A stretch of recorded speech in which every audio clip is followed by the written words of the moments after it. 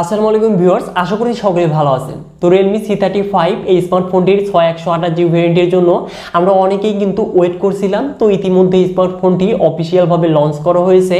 তো এর 6128GB ভেরিয়েন্টের অফিশিয়াল প্রাইসটা রাখা হয়েছে 19,000 টাকা। তো অবশ্যই তারা যে হয়তো ফ্ল্যাশ সেল দেখতে পারবো দু এক দিনের মধ্যে, তো হয়তো আমরা 18,000 টাকার আশেপাশে দেখতে পারবো। তো এই স্মার্টফোনটি কি এই বাজেটে নেওয়া উচিত কি না, তো এই স্মার্টফোনটি নিয়ে আজকের ভিডিওতে আমরা আলোচনা করতে যাচ্ছি। তো প্রথমেই আমরা এই স্মার্টফোনটির স্পেসিফিকেশনগুলো পুনরায় একটু দেখে নিব, তারপর আমরা জানিয়ে দিব এই বাজেটে স্মার্টফোনটি নেওয়া উচিত কিনা। তো প্রথমে যদি এই স্মার্টফোনটির বক্স কন্টেন্টে আসি, তো আনবক্সিং করলে ফার্স্টে দেখতে পারবো ম্যানুয়াল বক্স, তারপর মাঝে থাকছে সিম ইজেক্টর অ্যান্ড পেপারস, তার নিচে দেখতে পারবো কাঙ্ক্ষিত স্মার্টফোনটি। তো ফোনটিকে একটু সাইডে রাখছি, তার নিচে দেখতে পারবো আমরা USB Type-C data cable and 8-watt fast charging adapter. তো এই কিন্তু বক্স কন্টেন্ট হিসেবে হতে যাচ্ছে।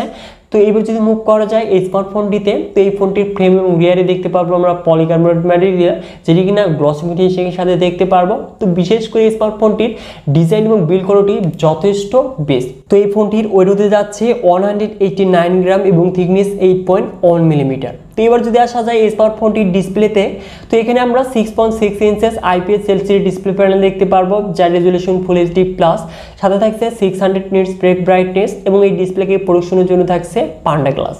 তো অবশ্যই এই স্মার্টফোনটির ডিসপ্লের যে কালার, কন্ট্রাস্ট, ব্রাইটনেস, তো সকল কিছু কিন্তু ভালোই বলা যায়। তো এবার যদি আসা যায় এই স্মার্টফোনটির পারফরমেন্সে, তো এখানে আমরা অ্যান্ড্রয়েড ভার্সন 11 এর সাথে Realme UI Go এডিশন দেখতে পারবো, যেটি কিনা Realme UI এর একটি লিমিটেড ভার্সন এবং চিপসেট হিসেবে থাকছে Unisoc T616, যেটি কিনা 12nm আর্কিটেকচারে তৈরি একটি অক্টোকোর প্রসেসর, যার সর্বোচ্চ ক্লক স্পিড 2.0 GHz, যাতে জিপি হিসেবে থাকছে Mali G57।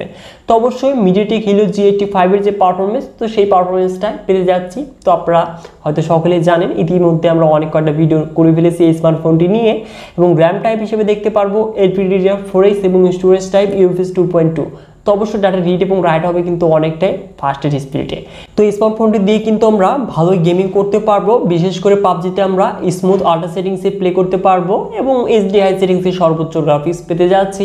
তো গেমিং পারফরমেন্স হ্যাঁ ঠিকই বলা চলে।